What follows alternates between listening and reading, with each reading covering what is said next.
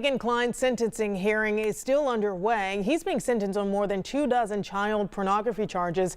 If you remember, Kline created a social media account that was one of the last to communicate with Libby German before she and Abby Williams were killed in Delphi. Our Rich Nye has been in the courtroom all morning long. The Miami County Court just took a break. So, Rich, what have you learned?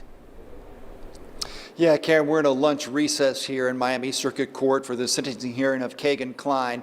Kline will be sentenced today on 25 charges related to child pornography. He pled guilty to those charges without a plea agreement, so it will be totally up to the judge as to what his sentence will be later today. And as you mentioned, this case has garnered so much attention because Kline's fake catfish social media account that he admits to creating, Anthony Schatz, was one of the last to communicate with Libby German before she and Abby Williams were murdered in February in 2017.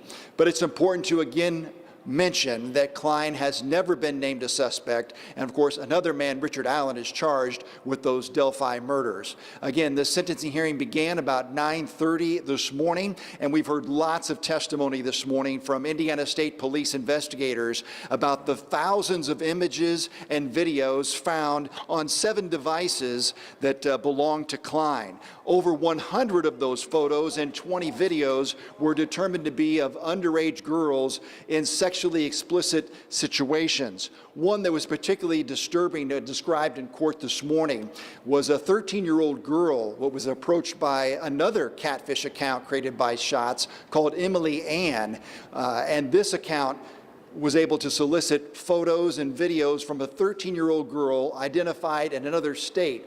And those photos were taken in a hospital bathroom where this 13-year-old girl's mother was in the hospital and sick. That girl has been identified, one of 6 or 7 victims who have been identified in these 25 charges that Kline now faces. It'll all be up to the judge as to how long Kegan Kline will go to prison, whether these sentences are served, I should say, concurrently or consecutive, Karen.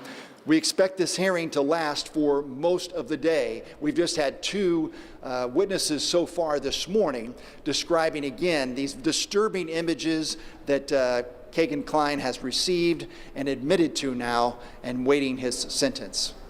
All right. Rich Nye reporting for us live today in that Miami County Court on Kegan Kline's sentencing hearing. Thank you, Rich.